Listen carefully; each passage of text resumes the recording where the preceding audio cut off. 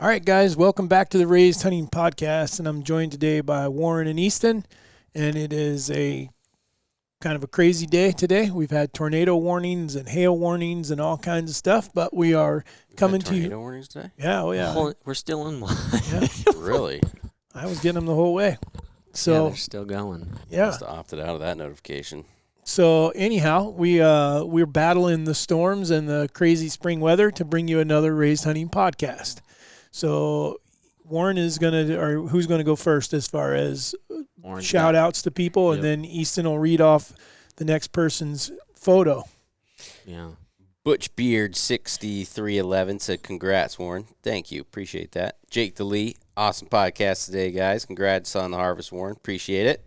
Raised Right, great show, fellas. My season opens next week over here in Illinois. Always enjoy listening to you guys. Eric Obards 1209. Congrats on the turkeys, guys. Going after my first bird this weekend in Illinois as well. Love hearing all the tips you guys give. Appreciate you, brother. Jeremy Rupsick and David Harrison. And his wife was nice enough to even reply to his comment. She did. She's done that on multiple. That's awesome. We My like wife you, doesn't Amy. even It's listen Amy, to our right? podcast. Amy Yeah. Harris? Yeah, we like you, Amy. We support you. Job, Amy.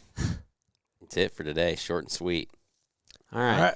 Well, today's podcast topic is also from the same story that we're going to read, which is Jeremy Rupsick, which you guys are going to know like a household name after we've talked about him as much as we have. Do you want me to point him out on the board? He's the big He's old the wide deer, isn't he? Yep, big wide deer. Right here? Big beard, yep. Don't be calling him wide. No, I said wide the big deer. wide deer know, with the big old beard. That deer rhymed. is super wide. Wide deer. That with was good. He does have a wide The beard. big old deer, the big old wide deer with the big beard. Big I old don't think that pumpkin technically head. rhymes. It just sounds good. Okay, here we go. All right. So this is Jeremy Rupsick's story. Here's a little story to go along with this Pope and Young 8-point. Heck yeah. That thing's got some mass for just being a straight 8 like that, especially because he's about to say it's a nice buck for PA. That's a really good buck. Not a big Iowa boy, LOL. So this hunt was a morning hunt in Montgomery County, PA on October 29th in 2021. It was a windy morning, leaves blowing everywhere. The wind was blowing right in my face, so I thought it was a perfect setup. Well, as soon as the sun came up, I heard a noise behind me. I turned to look, and there he was in the shadow of an oak tree. All I saw was his antlers, and I knew right away I wanted to harvest him. But my concern was that he was dead downwind of me. With my binoculars, since he was still about 60 to 70 yards away, I watched as I saw a doe then pop out with him. They seemed to be locked down together. I watched as the doe started walking right at me and followed me, which seemed like an eternity, or followed his path. Yeah, that's what it is. Yep. And seemed like an eternity. They continued walking towards me. The doe got right under my stand, literally touching my climbing sticks, mounted on the tree I was in. Luckily, I was prepared and bow in hand. The buck walked on the opposite side of the tree and stopped. I slowly turned to see where he was, and to my surprise, he was 5 yards away, broadside. He then let out a snort wheeze. While he was exhaling, I slowly drew my Matthews bow, anchored, and let the arrow fly. As soon as it hit him, he dropped. Then the doe blew and ran about 30 yards and stopped. I placed another arrow in the vitals to be sure he would expire quickly. Oh, I totally thought he was going to say he smoked the doe, too. As I stood there watching this doe, she came back to investigate, and I actually harvested her as well. It was an exciting morning, to say the least. That's Heck cool. Yeah, that's really cool. I wonder. That's unfair. I've read all these, but I tell us if he had pictures of that deer or if it just randomly showed up. Because I would think in PA that would be a jaw dropper. Yeah. You don't have to. He'll do that. Now that you just said that, we don't have to ask him to. I'm sure he will. We don't have to worry at all. I remember from the Great American Outdoor Show when we were there, that deer would have been significantly bigger than any deer that anyone showed us on trail camera. I don't know. They're killing some pretty good deer in PA now. I'm talking when we were at that show. Yeah, that was 6 years ago. It wasn't that long ago. It seems like it. I don't know, 4 or 5. It wasn't quite that long ago. But, I mean, that Delaware had big deer. Mm-hmm. You remember those ones? Oh, yeah. There's some big deer. But, well, congrats to Jeremy. That's a great deer anywhere. I don't care whether it's PA or what. That's a good deer wherever you are. Yes, sir. And he is what we're going to talk about as well. He messaged in Yes, because he was the one that I joked about with. He now emails me without like going through any of the contact our website or anything. I always know when he emails because he sends me a direct email, which is Gotcha. humorous. But he asked for the birds that get hung up, turkeys we're speaking of here, due to an obstacle. Is there something that you can do to convince them to come over? So that could be he used a fence, a creek. He had said a couple other things, but in our experience, I mean, we've had a bunch of things. So in that situation, you have a bird interested, you have a bird that clearly wants to come in, but you have something in between you and it. What is there to do, if there is anything to do, to get him to come over? I think you're toast. Podcast over. Yeah, but at the same time, we've had it work both ways. And the one we're going to talk about my turkey too. The one that I can think of that I'm referring to, me and you were hunting. I was the shooter right there by the house over at Dwight's when we had first moved in there. When they kept coming up and down the fence? He got on the fence, and there was no way he was coming over. He was running his beard up and down the fence. Remember that? He was going, and he was freaking out. And then he lost interest. And then he went around the fence, but when he went around the fence, he was like... Didn't care anymore. It was like he had forgotten the whole thing. It didn't matter anymore. He also had a spot where he was able to go through the fence. Yeah, but it's not like he flew over the fence or anything. No, but it took him 5 or 10 minutes before he finally figured out there was a place to go around the fence. And by that time, he had lost... I mean, he literally had lost interest in the decoys and everything. Which I thought, if I remember, I think a hen came out, though, in the field, too. No, he just walked right by us. I think a sheep fence is the worst thing you could possibly have. I don't know that a creek is that big of a deal. I've had them hang up, unless they have an easy path to just walk across it. If they have to fly across it, nah. Yeah, I don't... Ditches, you've had it with a ditch that they don't care to. Where super long freaking shotgun shot. Yeah, well, that was a huge ditch. Yeah, that's the same thing as like a creek. That was 30, 40 yards across, and he was on the other side, didn't care to come across it. I know sheep fences we won't even mess with. If we think we got one where we unless there's a hole in it. Yeah, I mean, if you... Then it's even better. Or open a gate, and so that they can come through the gate. Make sure you close the gate if it's a closed gate. But if it is a fence like that, don't set up right on the hole. Right. You gotta let them get through. Yes. Because then yours last year would be a perfect example of that was just a regular 4-strand barbed wire fence. But then when that bird decided to come, he ducked underneath that fence with no issue and came right in. I don't think we ever have problems with barbed wire fences. Oh yeah, I have. We have video in either Montana or Nebraska of a bird doing exactly what he was just talking about with a sheep fence with barbed wire. Was it a really good fence? Yeah, I mean, it usually and 5 strands or something. Could be, and then it has one lower. Well, you guys just talked about last week the one that you finally got a shot at. That was just a barbed wire fence that he wouldn't come through. Yeah. You sure? Mm-hmm. He didn't want to screw with it for whatever reason. That's why we were so irritated, because it was just a barbed wire. We're like, dude, just walk under it. Oh, I thought that one was a sheep fence. It's on the video. I guess I don't know how to shot through a sheep fence either. Yeah, no. Yeah. Yeah, I think that one's there's been some very dumb pretty obstacles short and sweet. Sometimes. Yeah, I mean, and we've seen both happen. I mean, convince them to come across. I've actually had 2 turkeys pitch across water, but when was that? Pop killed his first turkey, his only turkey. Oh, that picture that's in your office? Yeah, that bird flew across the pond. That's the same place though where the possessed ones live. Yeah. They were very. So maybe there's something in the water there. I don't know, but he flew across. See, I wonder. I'm trying to think of any of them. It does seem like sometimes if they're going to do it, that they will come and they're just flat on a line. Right. That there's nothing going to stop them. But it does seem like a sheep fence. It will work 100% of the time, meaning that they will not cross that flipping thing. I think I must not have had any of these issues in a long time. I think it's because now that I think about it, flat out don't screw with it. You make sure you set up where don't get question whatever it. I mean, just get away from it or find another way for him to come into that spot. I think that could also go about some of the stuff that we had discussed on the Eastman's podcast last week with some of our tactics and things that they were asking same things. I was just going to say something. Now I lost it. What about one that's just hung up without an obstacle? Well, we've kind of talked about that, and Dad swears by it, and I agree with it most of the time, is movement. Giving them some form of reality. And I think there's one that's better than just movement, 100% better than just movement, and that is if you could get, this is going to sound bad, but the old Bee Mobile or Killer Bee, whatever it is, the tail that is springy. Goes down. If you could put that on one of these very, very realistic-looking turkeys, like we've had the avians and the DSDs, they look dang good. Mm-hmm.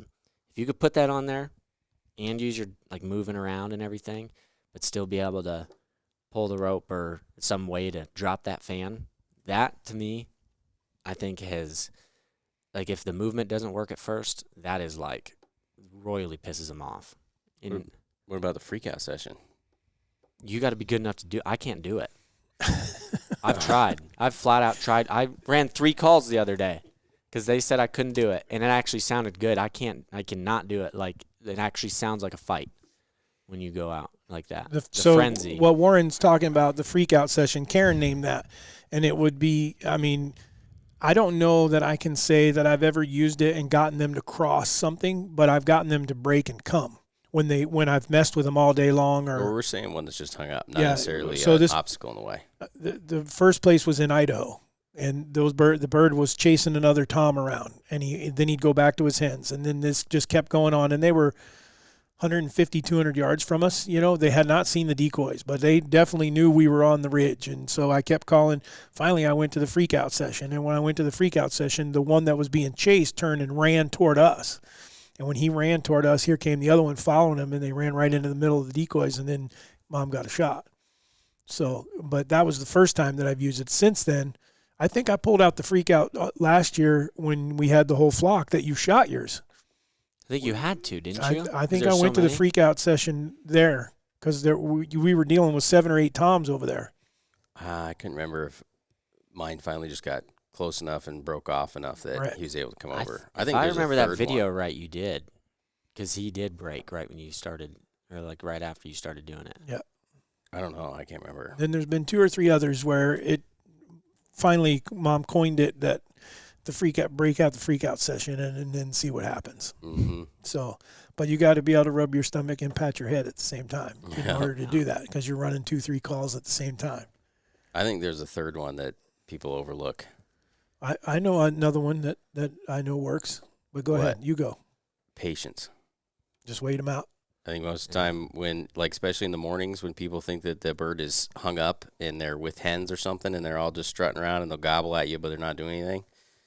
I don't think you need to do the freak out. I don't think you need to keep calling to them. I don't think you need to do anything. You just need to wait them out. Hold tight. Yep. What about the bird, though, that does come down and hangs up, and he has a bunch of hens, and every one of his hens comes into the decoys, including others, and he still doesn't? Is that a hung-up bird? I think that's an impossible bird. That's what happened. We got the shot just because of extra movement, an added movement. When, last year? Yeah, and that was, in my opinion, the definition of a hung-up bird. Hadn't he already come in, though, or nope. something? They never came closer than 45 yards, 2 of them.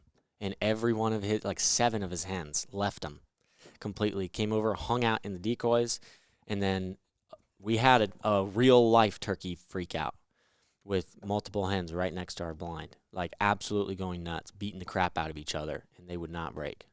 They stood there. I remember seeing that in Nebraska that time when we had it. That was weather-induced. But you remember what I'm talking about? There was 30 toms out there where we found the sheds and stuff. When it started snowing? Yes. Yeah. We had probably 150. Oh, there was a pile of turkeys. Probably 150 birds out in this field. And then had 100 hens come over to us, and it started snowing, and then all the toms just stood over there and fed it for 40 yards, 50 yards. Quit strutting and just fed him, did not care at all. Right. Would not come over. That was a weather-induced. Yeah. Weather will screw you up in a heartbeat if you get something crazy like that comes in and starts pouring down rain and temperature drops and it goes like to winter. They don't seem to understand and they go back to feeding. Yep. So then in the morning, and let's just say that you have, we're going to say that you have birds there and they are not necessarily hung up yet, but now you've been patient. When do you know? How do you know when you do throw out the freak out session, or you need to move, or you need to adjust, or you need to do something different? To me, it's a feel. I mean, there's not a set time. It's just like there are times when I'll sit in a blind and not do anything, not call or anything, like what you're talking about, like 7:30, 8 o'clock. There's birds around. They were gobbling on the roost, and now everyone quit. They're not gobbling at all. They're not even answering you. And you think they're gone. They're not. They're probably right there close by doing their thing. We had that happen. And then what I'll do is wait for someone to gobble or to see one or to hear a hen yelp, and then I'll call. Yeah, but I made the mistake of that, where they were there, and I busted them all. Yep. Don't do that. So if you have birds around you in the morning, but nobody comes in, what time do you get out? Or do you 2 know they're o'clock? there, or are you going off of what he's saying that he's trusting they're there? No, I'm saying that they were, let's try to put some scenarios that people are probably in right now. One, I would say is super common is you set up somewhere near the roost. You got lots of birds gobbling within 300 yards or less of you. Then you either see some or you hear some and they gobble and are somewhat responsive till 7:30 or so, but nobody comes to you. You're pretty sure they have hens, but now everybody shuts up at 8 o'clock. Are you saying, okay, they're done with their little morning freak out and you're going to go and get breakfast? Are you staying in the blind? Are you not concerned about it? Do you think that they left? What are you doing? I'm staying. Can I add to that scenario, because you just described what we had happen the other day, and I'd like to learn what you would have done in this. That we had that where it was they were gobbling up and down the bottom. We saw some. They pitched down, and then I had 2 toms, like doing that committed walking at us, like coming to the decoys, no doubt. And they were about 75 yards away, and then 7 jakes popped out and cut them off. And so the toms start chasing all 7 jakes around. Well, then the jakes came into the decoy, and then from there, it was like 8, and that's when they all kind of started milling around doing their thing away. Toms never came in.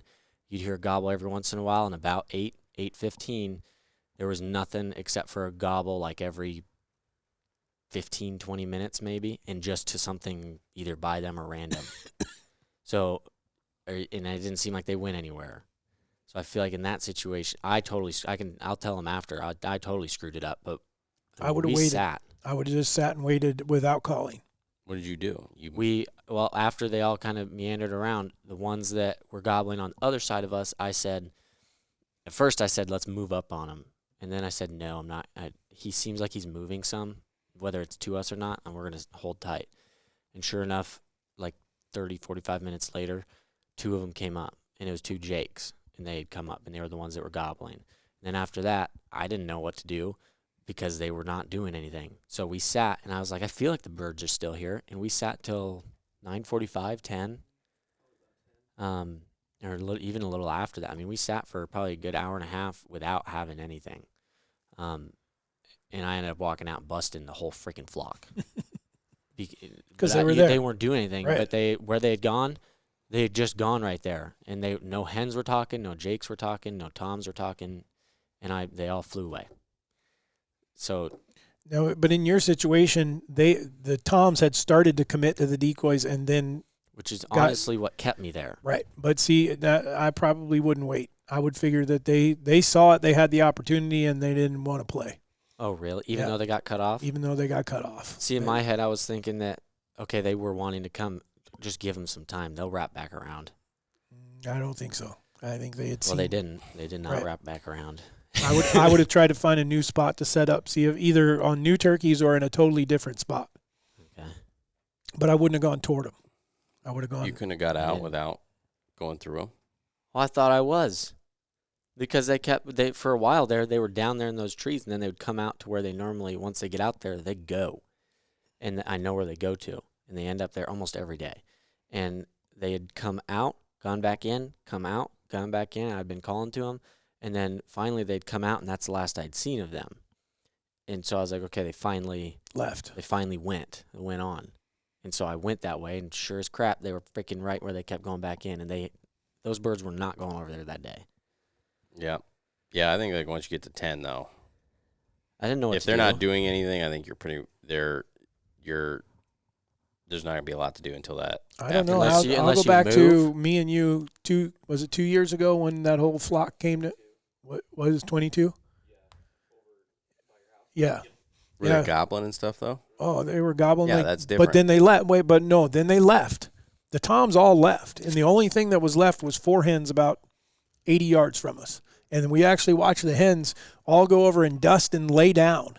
It actually looked like if you'd walked up on them, you'd have thought there was a bunch of dead turkeys laying there. They were laying upside down and everything else. We're like, what the heck? Like just chilling upside down? Or Yeah. they're rolling? They rolled in the dust and everything and then just were laying there. And it was kind of like goofy. We were watching them, but we've been watching them now for 3 hours. And all the toms had left. And so I'm continually calling to the hens, trying to get the hens to come over just in case one of these, there were so many toms in the field, I figured someone's going to be going back and forth. And it was like 10:30 or 11 o'clock when I happened to be glassing the hens laying over there because they finally got up and walked up underneath some cedars. Nobody's saying anything. No one's gobbling or anything. And I was like, I feel like, Nick, I'm counting more than one more turkey than what was there. I feel like I can see another back. And then about that time, I'm like, I see a beard. There's a tom there with them now. And I started calling a little bit more, got a little more aggressive, and the tom pushed the hens out in the field a little bit. And then the hens committed to come. He would not come, but they came. So he came to like 18 yards, 17, 18 yards. And I knew he wasn't going to commit to the decoy. Why would he push them all the way that way? And then I don't know that he did as much as the hens finally decided we'll get away from him by going over to the. But it took the hens 3.5, 4 hours to walk over to our decoys. Ugh. See, those are the birds I probably will never kill in my life. But we just hung out and waited because I knew they were all around there, and they finally did what they needed to do. I hate It those worked. turkeys. So Thanks. I'm not as impatient as him, but I'm also not. Unless I pack a freaking lunch and have Christo with me, I doubt that I'm going to be making it that long. But that can those ones are can be a tactic also to go in when you can't go first thing in the morning. If you have a pretty good idea where your birds roost at and where they're hanging out, if you can get into an area fairly close, that 9:30 to 11:30 can be deadly. Yeah, you can find one gobbling at that time, consistent. Like, I think he's coming. That is really, really good. Yep. Just try to make sure you get all those obstacles out of your way. Yeah. Mm-hmm. I mean, that would be my answer to Jeremy on that is if you know the obstacle is there, spend the extra 3 or 4 minutes to get on the other side of it. Yeah. Yep. If you can. Don't leave anything that is possibly going to get in your way. I will say, I made this mistake the same morning that I just gave you the same scenario that he was talking about. I put us in the wrong spot because now I've done it 2 years in a row that these birds have acted the same. And I was just saying on the Eastman's podcast, my number one thing would be don't call to them on the roost unless you have to or something, and don't set up in their grill on the roost. Like, give them some space. And that spot, I've never felt like I was up in their grill. Like, I still, like, even when they gobble, they're like 150 yards away, 100 yards down in the way. Last year, the toms that I was just talking about didn't want to come in. And then we had multiple other ones that would skirt us. And then this year, same exact thing. They were skirting us. And I think that the reason behind that is I'm too close to them for them to get down and kind of screw around doing their thing and getting settled before they start going wherever. And then the way they're trying to go, I'm almost blocking they've got a couple spots to go there, but they like one's particular. And I'm almost blocking it to the point where now, instead of, even if they are fired up, I've kind of screwed myself because they're like, okay, I want to go that way, but you're not really giving me much of a choice. So in my opinion, they're either you're going to have the chance of having a bird that's pissy and will do it, or you're going to have the bird that's like, no, why are you trying to why are you in my way? And they'll go all the way around, which is what we had happen. We had birds strutting all around us and never saw them because you could hear them. And I think that's a big mistake that I created my own obstacle, basically, is my point with that. I think you can definitely get too close to the roost and don't give them a chance to do their thing. Yeah. So, But I think the other one that I think we should add to this is because the last time we did a podcast, you killed a turkey that afternoon. Yeah. I think we should talk a little bit about afternoon, particularly turkey hunting. Now, a lot of states it's illegal. Afternoons? Yeah, a lot of states you can. I think West Virginia used to be noon. Some of them have increased it to like 1 o'clock. But what is the I think point Missouri might even be that way. It could be. Pretty sure Missouri's 1 too. Why? They feel like the hens go nest, and they don't want anyone messing with the birds, being out there and disturbing them while they're nesting. Huh. Like well, that's like walking around and ours. stuff. I've never run into the situation where I would get myself in trouble, but ours is Sunset. yeah, sunset versus not 30 minutes after in the sunset. morning you can do 30 minutes before sunrise, and typically for deer it's 30 minutes before and 30 minutes after, and then but turkeys for us is right at sunset. Yep. Which 98% of the time probably wouldn't matter anyways because they're going to be in the Up roost. in the tree, yeah. I did it twice this year. I've waited 10 minutes after sunset, and because I'm like they're going to be at least by their roost, and busted birds twice, like within 10 minutes of like the 30 minutes after, as in doing the thing that we had happen with the 4 toms where they came freaking sprinting at us, and I've had it happen twice this year already where they were doing that, and they weren't like they were running to get to their roost, and I happened to step out of the freaking blind. They when probably they're doing weren't that. going to come in though. No, not at Yeah. all. But I'm saying that It is weird I've how been they making will sprint myself like that though. I've They been will. making They'll wait to myself, the last minute and then just go. Yeah, they'll run freaking Yeah. half of a mile to the Yeah, roost. I can tell you, numerous times. Montana was the worst. I remember seeing in Nebraska, we watched them run Yeah. flat out sprint like 3/4 of a mile. That's why I've been making myself just sit till it's like enough where I'm like, okay, if you're dumb enough to be out here now, then this is stupid. Right. Even though I can't shoot or anything, I just wait. But the lesson in that is be careful. If you roost a bird, you think he's roosted it because it's 20 minutes before dark, and you think, bam, I'm going to be right here in the morning. Then you come back the next morning, and he's 400 yards away, you know, because he moved in the last few minutes. Yep. Yeah, I learned that the hard way. I learned that in Montana. Yep. So That's crazy to me though. That's completely illegal in the afternoon. all right, so talk a little bit about your afternoon hunt. What did you guys change, if anything? Because I have one big tip. I think we've talked about it before. That I didn't change as far as like how we went about it. I didn't really change anything. It was a new farm, not for us, but for me. I had never turkey hunted it. I knew where a lot of them roosted. That was my basic knowledge, in 2 different spots where they would roost. And then just going off of what he said in the past and what you've said in the past. And when me and Nick got there, we got there early, so like 3:34, somewhere in there. And we just I just told Nick, let's be quiet at the truck and we'll get our stuff ready just quietly. And I was eating a snack, whatever, because I knew we were early. And I mainly wanted to be there to listen for a while. And I heard a gobble. And so I said, okay, Nick, well, down by where we were kind of planning on going, there's a gobble further than that, but there's one down there. So we get all our stuff and probably 15, 20 minutes. Again, I'm not rushing because I just wanted to be there the right time or what felt right. And he gobbled again. I said, okay, so he's definitely kind of hanging around right there. And that's when I texted you. I said, hey, well, we got one gobbling. You're right. They're down there by this whatever. And you had I didn't think of it. You'd made the comment, well, there's probably something around if he's just sitting there gobbling. I mean, theoretically. I said, yeah, that's logical. I would have just thought that there's geese everywhere, freaking honking and everything. So I was like, oh, maybe he's just gobbling at them. So we just went in and set up, and I told Nick, I seriously think this may have been the reason that we got away with it, because I don't know how we didn't bust these birds with where we went from where they all came from. I made me and him walk like up against each other because there's cows all over. Right. And we had to walk through some open stuff. I said, let's just take it easy. We'll glass. We're just going to walk slow. And we stuck like 2, like just moving as one. Well, we sit down, and I don't typically like to call very much in the afternoons, just because they don't seem to be as responsive in the first place. So I like to at least let them know that I'm there, but not go overboard. And so I'd given them, I think it was like 3 yelps. on one of my slate calls. It's a glass one, so it's real clean and loud. Right. And nothing.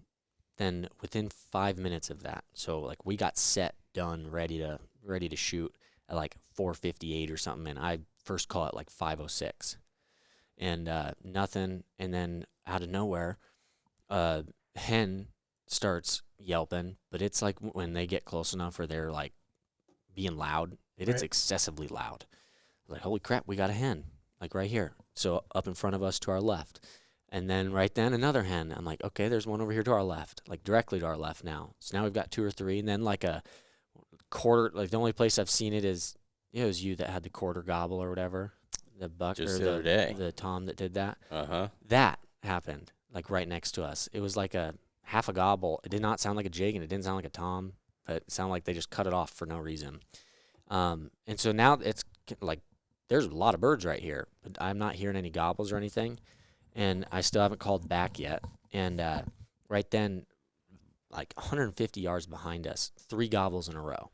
I was like, there's a gobble. Oh, another. And they kept doing it multiple times. And next thing you know, it seemed coincidental that we had just been talking about our other story of this. But I heard wings, like flapping wings, loud. Now, there's birds in the area, but I don't know what bird would make that loud of a freaking wing noise. Without being like right on top of us. And the only reason I thought this was because I heard the wings and I wasn't sure, but the moment the wings stopped, 3 gobbles in a row at 40 freaking yards, like right behind us, like within a minute of when I heard the first ones. And now there's no more gobbles way back there. I'm like, okay, it's definitely the same birds. I don't know if they just sprinted or if they like flew over here or what. Right. And they, got with these hens that were right here that they were not with at all and just acted like they were a flock of turkeys that have been hanging out for the whole entire day. And they're fired up. They're gobbling it a lot. But they're to our left like 40 yards. And they are not coming to the decoys or anything. They can see them. There's 3 toms strutting. And then, I don't know, 6, 7, 8 hens, a lot.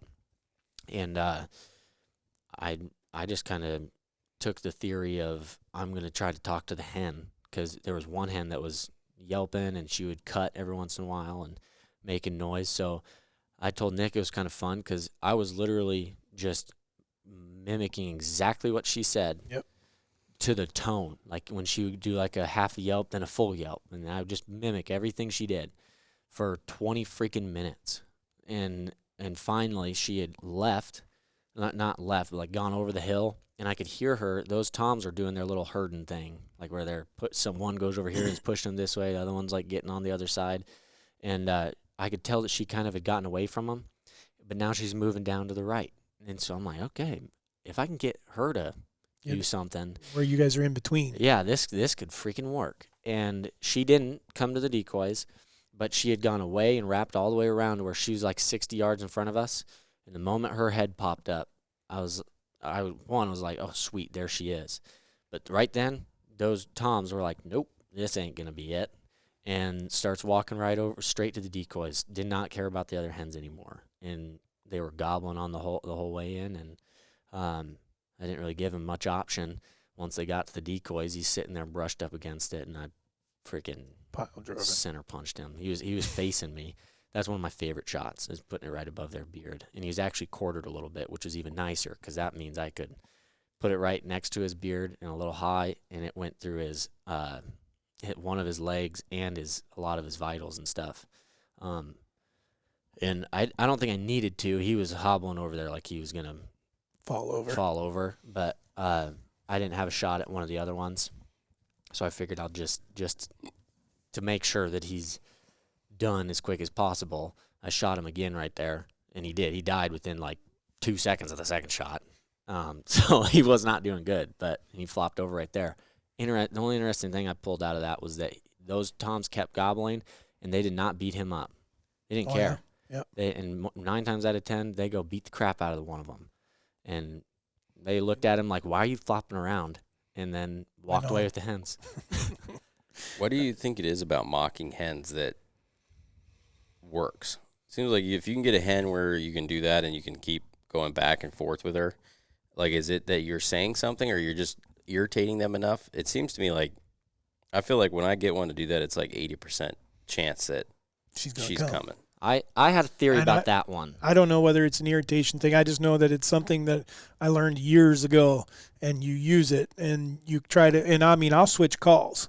If I have a call that sounds like, if I hear a turkey that sounds like a box call, I'll switch to my box call. If I hear one that sounds like a slate call, I'll switch to a slate call, and try so that I'm not only, and I'm replicating their rhythm with the same pitch. See, I had to do the opposite. That's what you've taught me that. And my mouth call is not great. But you can hear in the video I was using the mouth call because it sounded just like her. Right. And it does. It sounds identical. But they didn't seem to like it as much with matching that. So I went to a slate call, and she would answer me more with it. And it did not sound like her. But I don't think mine was anger. I can tell you, special turkey. There's been turkeys that I just switched calls for no reason, and here they came. Yeah, that's true. I mean, so there are just times when you just switch. Mm-hmm. You know, when that's another little trick to try when they're stuck somewhere is swap calls. See if it, and I don't know if they think another turkey walked up. I've had them gobble where they'll only gobble at a certain call. Mm-hmm. That's why I always have. They won't do the other one. Yep.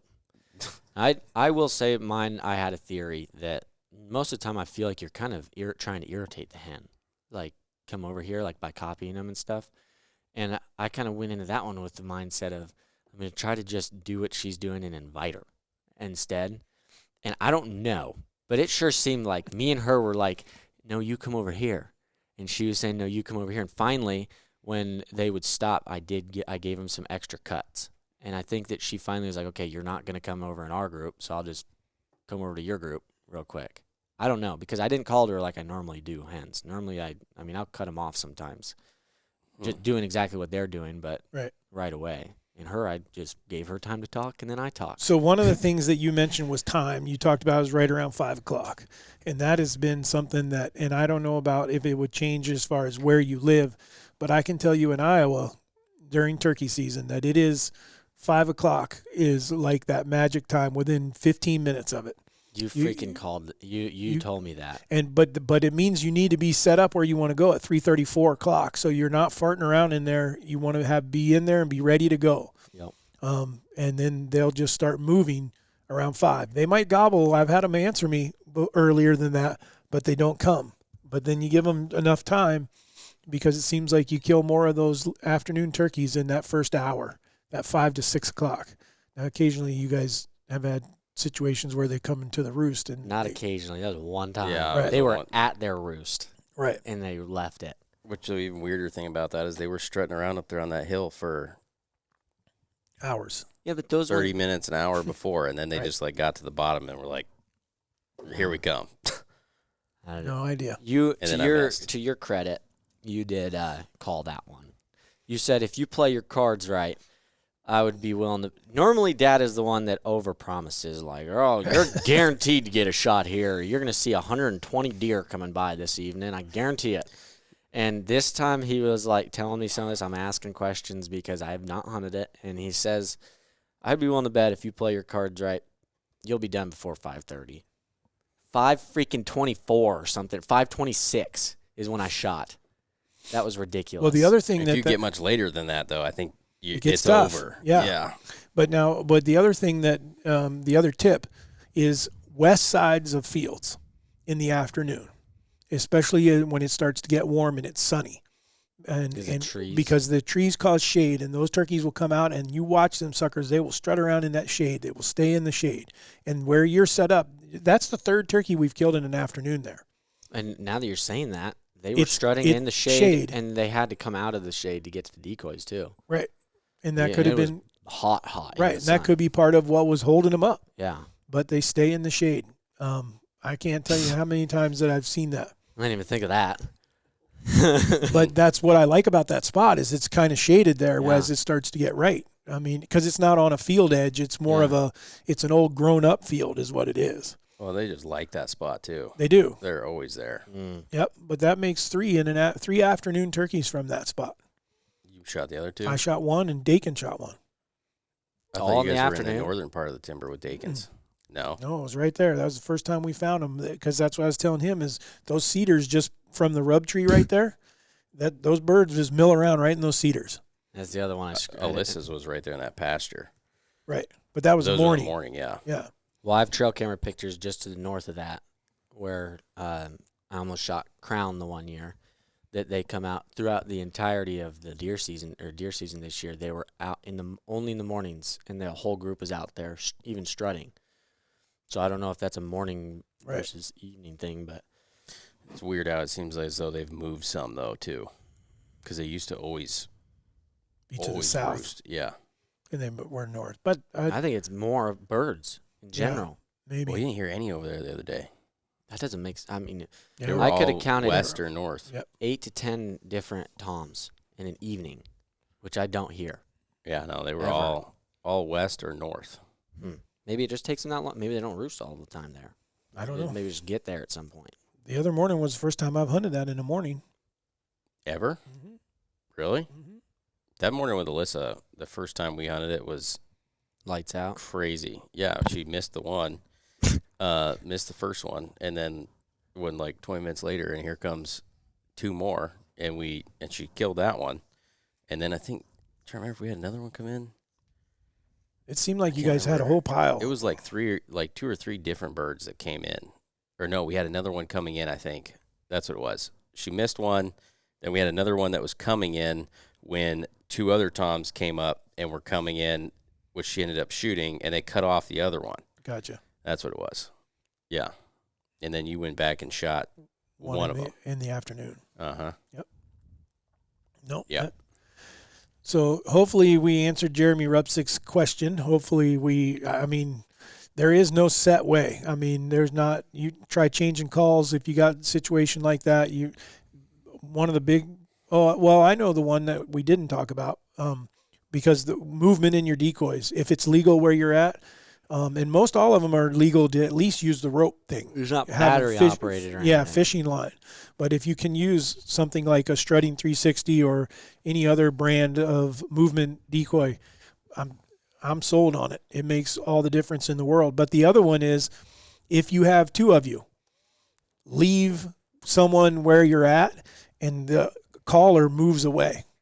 Elk hunt 'em. And I mean, it can be deadly. They will show up. They will move now. They'll come to you when they wouldn't come before. They kind of were standing their ground. Now that hen starts to work away, and then they're like, okay, wait a minute, I'll keep up with her, but I'll keep my distance, and then they walk in for the shooter. One of the best scenarios that I can think of recently was David Mitchell. He did that for a buddy of ours, for John Rebideau. Left him in the blind. John called him and said, hey, man, and there's a bird over here, and he's gobbling. Mitch was at the cabin. He's like, yeah, I can hear him. And so he said, you just stay there. And then he hung up and walked around, got behind him, started making some calls, and that turkey came right where he needed to. When did you do that? That was like 2 years ago. Wow. Huh. You did it for Joey, not like Yeah. where you moved away, but you separated, and that bird we couldn't get to commit at all, and you did it for him. Right. And that bird came in. Yeah. Yeah. I've seen it happen. Seen it work. It can be very deadly. All right, anything else, boys? One more One more what? wacky fact. Oh, yeah. Yep. You got one? Yes. Is this got to do with a turd? It seems like we always have turds on this wacky fact stuff. That's the ones that everybody likes, Yeah, including it's- myself. It's yeah, people love those ones. Prairie dogs kiss to identify one another. To identify one another? To identify each other. I thought those are just funny, like Valentine's memes. No, it's like French people. That's how they. French people. Yeah, they go up and they like kiss each other like on each side of the cheek. These are That's not identifying each other. That's respect. That's It's a greeting. joke, Dad. It's called comparing French people to prairie dogs. prairie dogs. Okay, they're also the same animal that will eat each other. So that says a whole lot about which one it is. Shoot one and leave it on top of a hole and tell me what happens to it. Just drug in the hole. I can't remember if I said this one or not last time. Some jellyfish are immortal. You did not. No. That's What? scary. Yeah, that's all Google AI gives us. But What it do you says mean? they're Jellyfish you can't Are you kill? using AI to get your wacky facts now? No, it gives you that automatically. I don't comes get up. that. I Like- don't have that on mine. Oh, it's probably because I opted into the Yeah, thing. you're going to get the first one AI get shot by a robot. overviews are experimental. The immortal jellyfish, also known as Turritopsis dohrnii, is a species of jellyfish that can revert to an earlier development stage if it is injured or threatened. This ability to go from medusa to polyp means an individual can live a very long life. What do you mean a very long life? Immortal Couldn't they make it says forever? Yeah, that they don't die. The immortal jellyfish has both a polyp and a medusa stage and can switch between the two stages. So I guess what it's saying is it would just keep going. Yeah, so it should never. I mean, if they're saying it's immoral, it never dies. So It I don't know looks why they'd say Immortal, not immoral. I said immortal. Oh, I thought you said immoral. It looks immortal. No thanks. I'm not okay with that. Maybe those are the things that they're stealing people. Stealing people. What are you talking about? Like UFOs, you know? People say they get abducted. You know, I have to bring this up. I was driving through Oklahoma, and there is a sign that said hitchhikers may be convicts that have escaped. Big yellow sign. That's a thing around jails, ain't it? I don't know, but there was no jail. And I promise you, within 500 yards, there's a dude walking up the road. Oh, my gosh. I was like, but I saw his car broke down, but still, I was like, what are the thanks. chances of that? Did he put his thumb out? No, he was just walking. But I was like, here, you just see that sign, and then here's a dude walking. Is he in a jumpsuit? No, he was in a regular clothes. shorts because he had tattoos all over his legs and arms. He looked like he could have been a convict, pretending like his car broke down. Somebody planted that car there. I've Probably never- for all the convicts to I've act never like. seen that sign. I've never seen a sign that says hitchhikers could be convicts that have escaped. That Obviously, is they're concerning. concerned Maybe you should about go I have check to- the security I on have your to go back freaking down prison. there tomorrow, I think. Take a picture. I'll take a picture of that sign. You Pull should. over and take a picture of it. And you should pick up that dude and put him in the back. No, that dude Oh, was you the- should see if the car's still there, because if Warren's right. Those And would you be- should take a selfie with the I'm not picking up. Where did they land in Con Air? What? Con Air, the movie? in the desert. Like it's like I don't know where they actually. Yeah, was it like Oklahoma or something? No, I think it's like Arizona or something, or Nevada is where they said it was. Oh, never mind. I was going to It's a connect movie. dots. It's a movie, dude. All right. Did we get everything that we needed to there? I think so. All right. Well, thank you guys for tuning in. Jeremy Rubsick, thank you for killing a big deer and sharing your story with us. Thank you for also the questions, and hopefully we give you some idea on how to solve something like that. We need to encourage these guys to start sending in pictures of their turkeys. Yeah, Now we should do a. The Pennsylvania boys ain't even got to start a turkey. A lot of these turkey seasons don't start until May. Oh, I was gonna. Hey, That would this suck. now this could possibly get overruled, but I doubt it will. I was gonna do this on social, but for the sake of our podcast listeners always getting our first things, Right. We could do if you send us a picture of your turkey, or do it this way in case you don't kill one. No, you're gonna have to kill one. Nope, you have to kill a turkey. Send us a picture with your turkey, and I will pick out like 3 or 4 randomly from the photos you guys send us, and send them some of our new turkey plaques There you for go. the fan. There you go. That'd be a good one. That would be good. So contact@raisedhunting.com. Send a picture to it with your turkey that you've harvested, preferably this year. Don't try to trick me. I can check on all that data on that photo. I'm smart. And send it to contact@raisedhunting.com. But I would say that we would allow you to include, if you call one in for your wife or someone or a kid or something like that, and you're in the picture with them, or we'd like for you to be in the picture with them. Just saying, if it might you were get part of a little turkey extra. being killed, send the picture and we'll put them up. If it's a little What if kid they- too, I'm hands up because they're cute as crap when they're hunting. Right. So that What if might they get you used a extra bonus blind? points. Well, I if don't they give a use- crap. If they, That's cheating. If they used our blind, I'll send you 5. they would have to have I gotten was it like, referencing our previous podcast. right. Well, that is contact@raisedhunting.com. Okay. All right. Well, thanks for watching, guys. This is the Raised Hunting Podcast signing off. We will see you in another week. Adios.